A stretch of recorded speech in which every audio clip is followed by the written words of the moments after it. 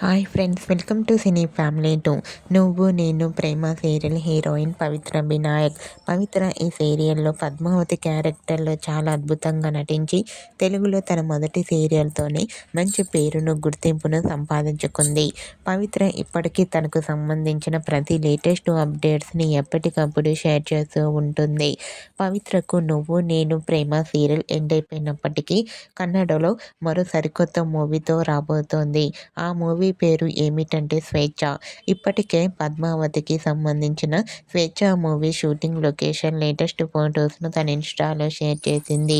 ఆ ఫొటోస్లో పద్మావతి చాలా క్యూట్గా, ముద్దుగా, న్యూ లుక్లో అందంగా కనిపించింది.